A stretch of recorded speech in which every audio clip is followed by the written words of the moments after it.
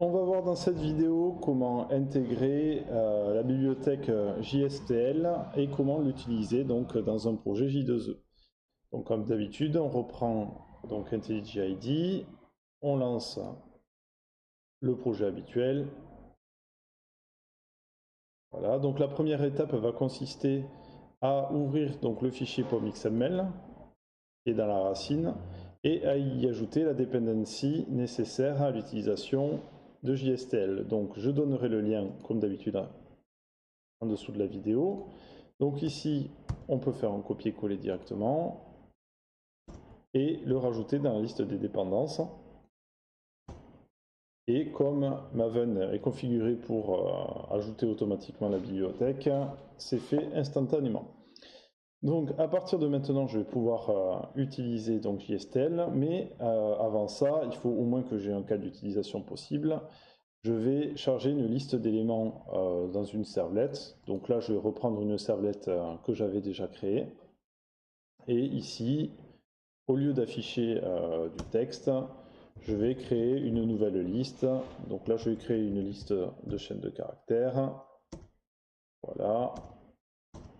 Donc, vous pouvez faire Alt-Entrée pour ajouter la bibliothèque. Donc là, je vais l'appeler test list, qui reçoit une nouvelle array list. Et je vais y ajouter quelques éléments dedans. Je vais lui dire testlist.add de test 1. Et avec CTRL D, je duplique la ligne. Voilà, test 2, test 3, test 4. Donc cette liste-là, maintenant, je vais essayer de l'envoyer vers un fichier JSP pour pouvoir l'afficher.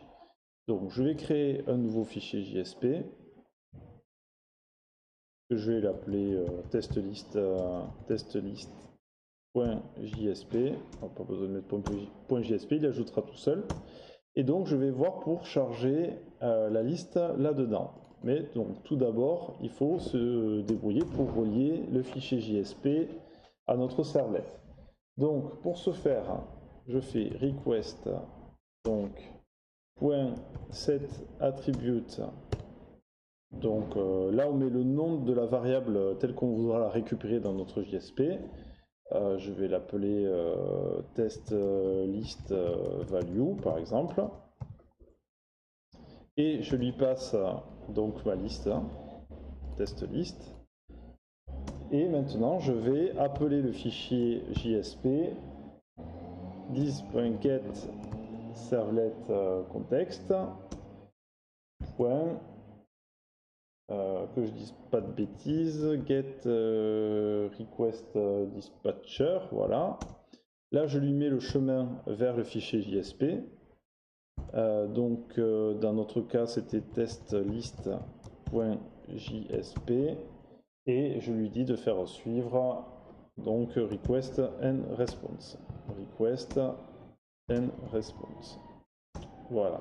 Donc à partir de maintenant, grâce à ça, je vais pouvoir envoyer la valeur testlist_value à mon fichier JSP et je vais pouvoir l'afficher.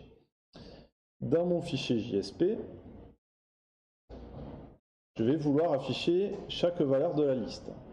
Donc ici, j'ouvre une balise qui va me servir à ça.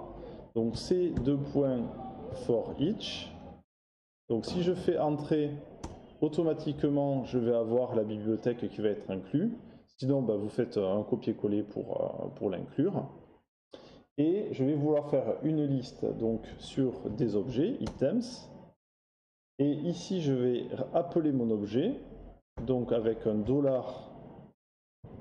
$request scope, point, là je mets le nom de l'objet tel que je l'ai défini, comme je n'ai pas une bonne mémoire, j'ai déjà oublié, il s'appelle testlist_value, voilà, et je vais lui dire, à chaque fois qu'il passe donc dans la boucle, je vais le mettre dans une variable particulière que je vais appeler par exemple current value. Voilà, on peut lui mettre le nom qu'on veut, c'est un nom de variable. Automatiquement, donc, il me ferme la balise for each. Donc, à chaque fois qu'il va rencontrer un élément dans ma liste de valeurs, ici, testlist_value, il va me renvoyer une variable qui s'appelle current value. Donc, cette liste, je vais l'afficher dans un UL. et je vais faire en sorte que chaque élément soit dans un LI. Donc ici, voilà, je vais décider que chaque élément de la boucle sera un LI qui contiendra le nom de,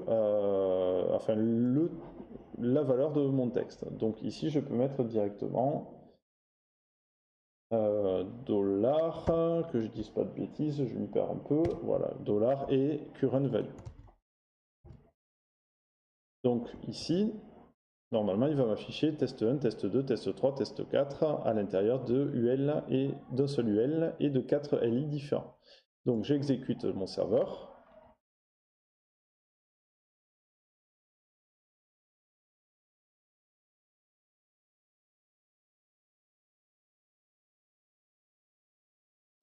Donc il faut que j'exécute ma servlet. Je l'avais appelé first servlet. Donc j'attends qu'il ait exécuté complètement le serveur.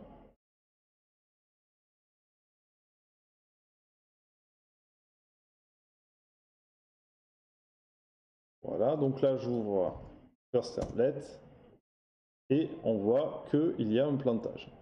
Donc ici il me dit que le fichier donc JSTL n'est pas trouvé dans WebXML ou n'a pas été déployé avec le genre de cette application.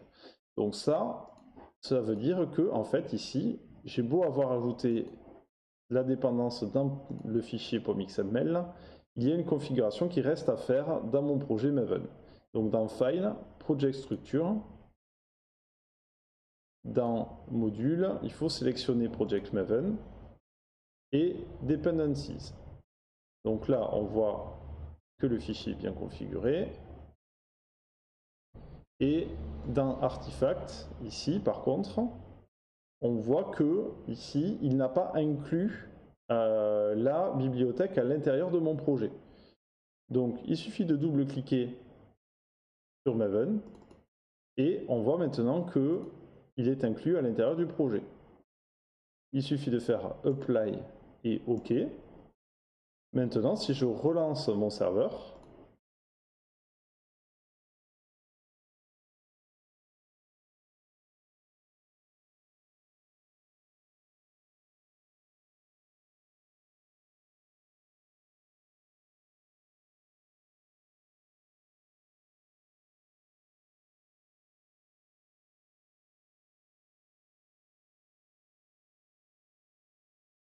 et que j'ouvre l'URL, donc ici on l'avait déjà chargé, donc je rafraîchis, et on voit bien que maintenant que ça a été inclus dans mon projet, j'ai bien la liste des éléments qui s'affichent. Dernier exercice, plutôt que de charger des chaînes de caractères, on va charger des valeurs dans un objet. Donc ici je vais rajouter une classe, donc je vais faire un new Java class, que je vais appeler test model par exemple. Et ici, je vais lui mettre une variable private string content. Je vais lui mettre un constructeur. Donc là, je peux faire clic droit, generate ou directement alt insert et choisir constructor. Je vais lui dire que le constructeur prend content. De la même façon, avec clic droit generate ou alt insert, je vais lui rajouter des getters et des setters. Voilà, comme ça au moins j'ai une classe pratique et utilisable. Et maintenant, je vais enlever donc le fait que ce soit des chaînes de caractères et je vais dire que ma liste contient des tests modèles. Voilà, ici et ici. Et donc ici, je vais en garder un et je vais lui dire de créer un nouveau test modèle qui contiendra par exemple test modèle 1 et de la même façon, CTRL D pour dupliquer.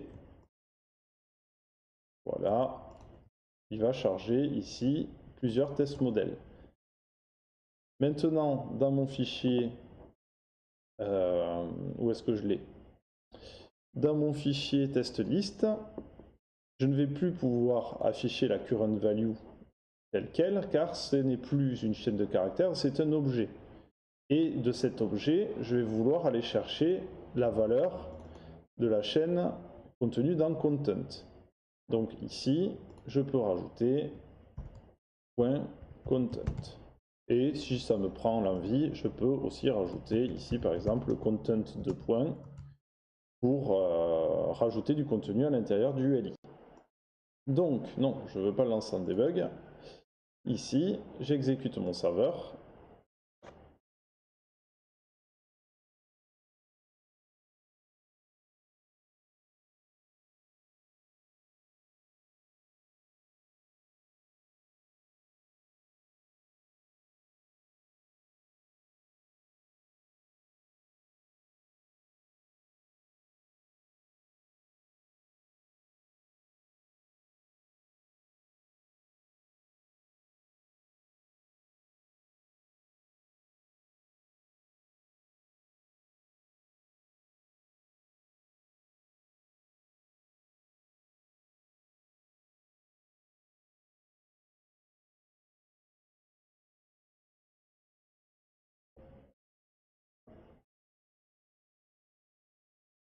Voilà, je rafraîchis la page. Elle était chargée ici. Je rafraîchis. Et on voit bien que c'est aller chercher donc la valeur dans mon modèle. Et donc là, bon, je vais juste rajouter ça en plus, mais c'est pour montrer qu'on n'est pas limité à ne charger que des informations qui sont contenues à partir de JSTL. On peut afficher du contenu en dur aussi. Voilà, c'était tout ce que je voulais montrer pour cette vidéo.